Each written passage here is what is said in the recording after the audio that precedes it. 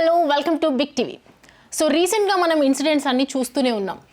కాంట్రవర్సీలు, హత్యలు, పొలిటికల్ ఇండస్ట్రీలో జరుగుతున్నటువంటి విభేదాలు, సినిమా ఇండస్ట్రీలో ఇలా రకరకాలుగా వార్తలు వస్తూనే ఉన్నాయి. మీతో పాటు నాకు కూడా కొన్ని సందేహాలు ఉన్నాయి. అవన్నీ డౌట్స్ క్లియర్ చేసుకోవడానికి మనతో పాటు ఉన్నారు doctor T Subhashini, high court advocate. So మేడంతో మాట్లాడి అసలు ఏం జరుగుతోంది, ఎలా ఉండబోతోంది, రీసెంట్ ఇన్సిడెంట్స్ అన్నీ, ట్రెండింగ్ టాపిక్స్ అన్నీ కూడా ఒకసారి క్లియర్ చేసుకుందాం. హాయ్ మేడం, నమస్తే. నమస్తే. మీకు తెలిసే ఉంటుంది, లావణ్య, రాజ్ తరుణ్. ఫస్ట్ మొదట రాజ్ తరుణ్ నుంచి స్టార్ట్ అయింది. అసలు రాజ్ తరుణ్ ఇప్పుడు లేరు, పక్కకి అయిపోయారు ఆయన. ఇక మిగతా సెలబ్రిటీస్ అందరూ లావణ్య, మస్తాన్ సాయి, రకరకాల మనుషులు ఇంకా పుట్టుకొస్తూనే ఉన్నారు. ఈవిడది ఇంకా సీరియల్ లాగా కొనసాగుతూనే ఉంది. ఒక డ్రగ్స్ అని, న్యూడ్ వీడియోస్ అని, రకరకాలుగా ఆమె మీద ఎన్నో అలిగేషన్స్ వస్తూనే ఉన్నాయి. ఇలాంటి వాళ్లకు మస్తాన్ సాయి తీసుకుంటే కూడా ఆయన న్యూడ్ వీడియోస్ అని, ఇలా రకరకాల వీడియోస్ అన్నీ ఇట్లా టెలికాస్ట్ అవుతున్నాయి. ఇలాంటి వాళ్ళకి నిజంగా తొందరగా చట్టం ఎందుకు యాక్షన్ తీసుకోలేకపోతుంది? ఇంత క్లియర్గా మనం అన్నీ చూపిస్తున్నప్పటికీ కూడా ఇప్పుడు వీళ్ళందరూ ఒరిజినల్ సెలబ్రిటీ వెళ్ళిపోయి క్రైమ్ సెలబ్రిటీస్ అయిపోయారు వీళ్ళందరూ. నిజం చెప్పాలంటే ఎందుకు వీళ్ళ మీద యాక్షన్ తీసుకోవట్లేదు? ఇలాంటి యాక్షన్స్ అంటే ఇక్కడ జరిగేది ఏంటంటే, ఒక ఇన్సిడెంట్ జరిగినప్పుడు ఎప్పుడైనా ఎవరైనా కానీ ఒక క్రైమ్ ఇన్సిడెంటా కాదా అన్నట్టు ఐడెంటిఫికేషన్ ఫస్ట్ చెయ్యరు. ఇప్పుడు చాలామంది మేము చూస్తుంటాం కదా, అమ్మాయిలైనా ఎవరైనా కానీ మోసపోతున్నారు అని అంటే ఇంకా మోసపోతారు. ఒకే వ్యక్తితోని 10 సార్లు మోసపోతారు. అంటే ట్రస్ట్ అన్నట్టు అక్కడ చాలా మటుకు నమ్మకాన్ని అతను ఏర్పరచుకునే విధానాన్ని బట్టి ఉంటుంది. అంటే రైట్ టైంలో ఒక mindset, because she's in a unhealthy కండిషన్లో ఆమె ఆల్రెడీ ఉన్నది. ఒక అంటే మనం మెంటల్లీ ఆర్ ఫిజికల్లీ అన్హెల్తీ అంటే నేను మెంటలీ ఫిజికల్లీ ఏమీ లేదు. ఆమె శారీరకంగా కానీ మానసికంగా కానీ ఒక అన్హెల్తీ ఎన్విరాన్మెంట్లో ఎదుగుతుంది. అక్కడ ఆమెకి ఎలాంటి వాళ్ళు కావాలంటే, ఒక సైకాలజిస్ట్ ఆమెని ఒక కౌన్సిలింగ్ వ్యవస్థతోని ఆమెని అక్కడి నుంచి బయటపడిపియాలి. ఒక డ్రగ్స్తోని కానివ్వండి, లేకుంటే ఒక సమాజంలో ఆమె మోసపోతుంది అన్న ట్రామాటిక్ కండిషన్స్ ఉన్నా అక్కడి నుంచి ఆమె బయటపడాలి. Either she should approach the government, she teams కానీ, ఎందుకంటే మనకు షీ టీమ్స్ కూడా ఉన్నది. నాకు ఇట్లా అవుతుంది మేడం అంటే వాళ్ళు they will give the suggestions. అలా వెళ్ళవలసిన దారిలో ఆమె ఏమైంది, మస్తాన్ అనే వ్యక్తికి దొరికిపోయింది. అంటే అటాచ్మెంట్ అయిపోయింది. అటాచ్మెంట్ వలన ఆమె చూసి చూసి చూసి మరి ఈమెకి ఎవరన్నా ఇచ్చిండ్రో తెలియదు, ఈమెనే తీసుకున్నదో తెలియదు. ఆమె ఇప్పుడు ఒక వ్యక్తి అన్ని వీడియోస్ తీస్తున్నాడంటే ఈ మస్తాన్ ఒక్కడే కాదండి. ఇప్పుడు మన సమాజంలో ఇలాంటి వాళ్ళు 100 మంది ఉన్నారు, 100 మంది. ఒక్కొక్కరు ఆఫీస్లో వర్కింగ్ చేస్తున్న విమెన్ పైన ఇలాంటి అంటే ఇలాంటి వాళ్ళు అటాకింగ్ చేస్తున్నారు. ఫస్ట్ ఇంప్రెషన్ చేస్తారు వాళ్ళని, వాళ్ళలో అంటే వాళ్ళ దిక్కు వచ్చే విధంగా యాక్షన్ చేసుకుంటారు. ఒక ఫిలిం లాగా వాళ్ళు కొంత వీడియో తీస్తారు, దీన్ని బట్టి బ్లాక్మెయిల్ చేస్తారు, మళ్ళీ వీడియో తీసుకుంటారు. ఇంకా ఆమె ఇంకా ఆ క్లచెస్ నుంచి బయటికి రాదు. ఎందుకు రాదు అని అంటే హస్బెండ్కి చెప్తా అంటారు. ఇలాంటి వాళ్ళు నేను చూసిన చాలా కేసెస్లలో ఇలాంటి వాళ్ళు పోలీస్కి కంప్లైంట్ చేస్తే వాడు దొరకడు. వాడు హ్యాకింగ్ మెథడ్స్లలో ఉంటారు వాళ్ళు. ఫోన్స్ వాళ్ళ దగ్గర 10-20 సిమ్స్ ఉంటాయి.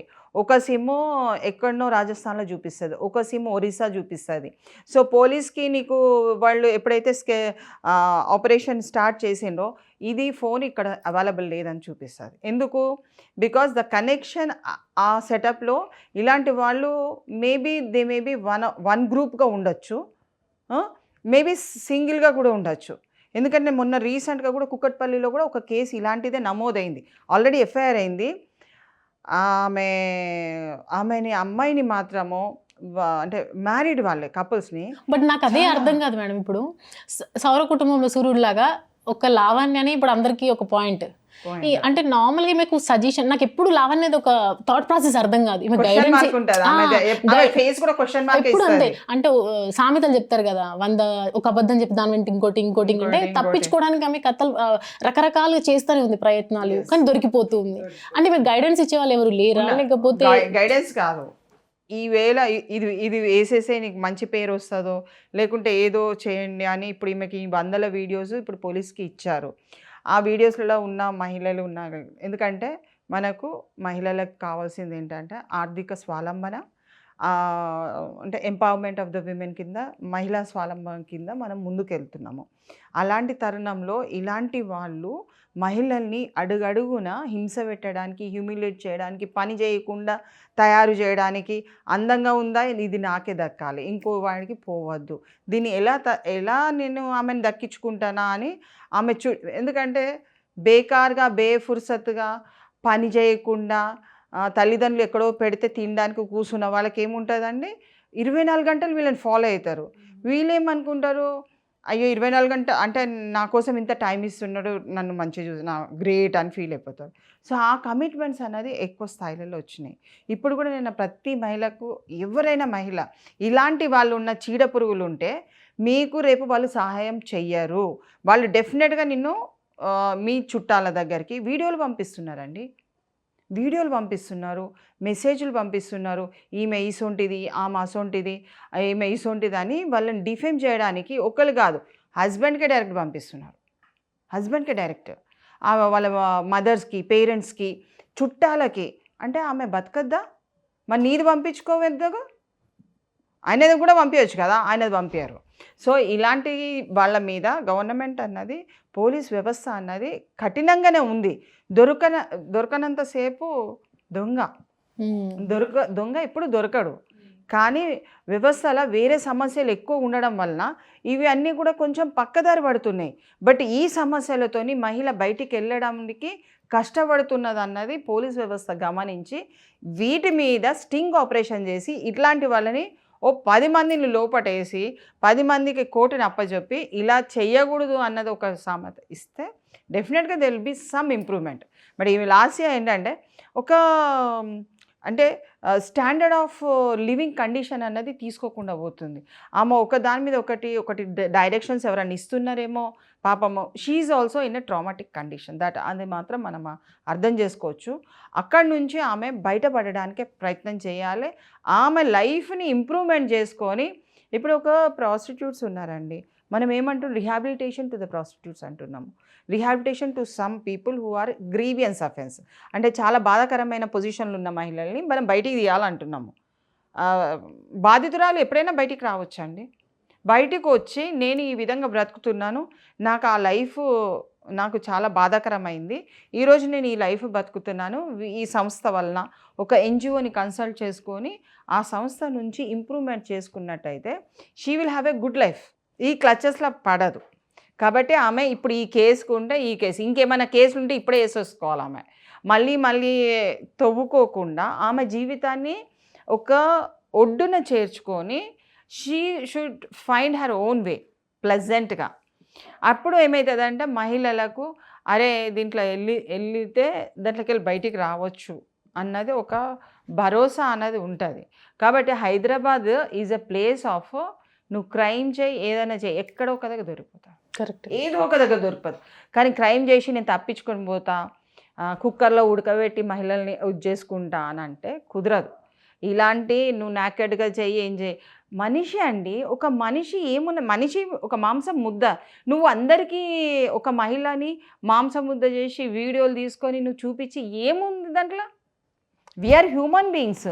If you are showing nakedly, అంత టేస్ట్ఫుల్గా నీకు అనిపిస్తే నేను ఇంట్లో పెట్టుకో. నువ్వు బయట వీడియో తీసి ఇప్పుడు ఆమెతోని ఏదైనా చేసిన తప్పు నువ్వు వీడియో తీయాల్సిన అవసరం ఏమన్నది? Did she give the permission? దీనికి చట్టాలు చాలా స్ట్రాంగ్ ఉన్నాయండి. మీరు అంటే మహిళలకు తెలియదు, వాళ్ళు ఈ తప్పులో ఇరుక్కుపోయినరా అని చెప్పేసి ఒక బెంగతోని, భయంతోని బయటికి రాకుండా ఉద్యోగాలు కూడా మానేసిన మహిళలు ఉన్నారు. అలా చేయవలసిన అవసరం లేదు. You are very strong, you can fight for it. నీకు తప్పు అనిపిస్తే చల్ బై, నువ్వు నా వీడియో ఎట్లా తీస్తావు అడిగేసేయండి, దమ్ము ధైర్యం ఉండి అడగాలి. నువ్వు అడగనంత కాలం నువ్వే తప్పవుతావు. నువ్వు సాటంగా దాచుకుంటే ఏం లేదు, నీ వీడియోనే బయట పెడుతున్నాడు అతను, నువ్వు సాటంగా ఎందుకు దాచుకోవాలండి? నీకు ధైర్యం ఉండి ముందుకు వెళ్ళాలి. Last year she has done a good thing at the most. మహిళల్ని కాపాడుకోవడానికైనా ఆమె చేయవలసింది చేసింది. So she has to do it, she has done it. అంటే లేటుగా అయినా కానీ కొంత చేసింది. ఇలాంటి మస్తాన్ లాంటి వాళ్ళు 100 మంది హైదరాబాద్లో చుట్టుపక్కల ఏరియాస్ని బట్టి ఉన్నారు. ఏరియాస్ని బట్టి ఉన్నారు. So they want to catch the women, ఒక క్లచ్లో పెట్టి అసలు బంధించేసి ఇంకా ఆమెను బయటికి అసలు ఆమె హోప్ అనేది లేకుండా పోతున్నది. కాబట్టి ఆ హోప్ని మనం క్రియేట్ చేస్తూ చట్టాలు స్ట్రాంగ్గా ఉన్నాయి. అబ్యూజింగ్ ఆఫ్ ద విమెన్ చాలా శిక్షలు కూడా ఉన్నాయి. 2 నుంచి నీకు 1 year నుంచి 2 years 3 years కూడా ఉన్నాయి. ఇంకా పెద్దగా పోతే ఇంకా ఎక్కువ ఉంది. కాబట్టి దీంట్లో భయపడవలసిన పని లేదు. హరాస్మెంట్ అయినా, హ్యూమిలియేషన్ అయినా, అబ్యూజ్ అయినా ఏది ఉన్నా సరే అమ్మాయిని నాకెడ్గా తీసిందంటే ఆయన శిక్షార్హుడు. నువ్వు ఉత్త కాల్ చేసి కూడా మీరు వేయచ్చు అండి. నువ్వు వెళ్ళవలసిన అవసరం లేదు. పోలీస్ స్టేషన్కి 10 సార్లు తిరగవలసిన అవసరం లేదు. పోస్ట్ వేయండి, వాళ్ళే పిలిపించుకుంటారు. పిలిస్తే వెళ్ళండి, లేకుండా గమనం ఉండండి. అంత పై అధికారికి ఇచ్చేయండి. కానీ పోలీస్ స్టేషన్ తిరిగి అలసిపోయింది అన్నది అది చాలా మన యొక్క నమ్మకాన్ని తక్కువ చేస్తుంది పోలీస్ వ్యవస్థ మీద. కాబట్టి అట్లాంటిది కాకుండా ఇలాంటి వాళ్ళకి తప్పకుండా జ్యుడిషియరీ అనేది శిక్షలు పడుతున్నాయి, ఇంకా పడవలసిన అవసరం ఉన్నది. ఆ శిక్షలు పడే కేసెస్ మీ దృష్టికి వచ్చేది ఉంటే పబ్లిక్ కూడా అర్థమవుతుంది ఇలాంటి వాళ్ళు ఈ సమాజంలో ఉండి మహిళల ఉనికిని దెబ్బతీస్తున్నట్టుగా తెలిసిపోతుంది. రైట్. సో అది చూసారు కదా, అడ్వకేట్ సుభాషిణి గారు చెప్పినటువంటి వ్యాఖ్యలు. ఆమె లైఫ్ ఎక్స్పీరియన్స్తో కానీ, ప్రొఫెషనల్గా ఉన్నటువంటి ఎక్స్పీరియన్స్తో కానీ హౌ హ్యూమన్ షుడ్ బి అన్నీ చెప్పారు ఆవిడ. చట్టపరంగా ఎలా ముందుకెళ్ళాలి, అమ్మాయిలకి ప్రాబ్లమ్స్ వస్తే ఎలా ముందుకెళ్ళాలి, జెన్యున్గా రిలేషన్లో ఎలా ఉండాలి, ఇవన్నిటి గురించి కూడా క్లారిటీ ఇచ్చారు. రీసెంట్గా జరుగుతున్నటువంటి ఇన్సిడెంట్స్ అన్నిటి టాపిక్స్ మీద కూడా అందరికీ అవేర్నెస్ కల్పించేటట్టుగా మాట్లాడారు ఆవిడ. Thank you madam, thank you so much. For more videos like this, subscribe Big TV channel.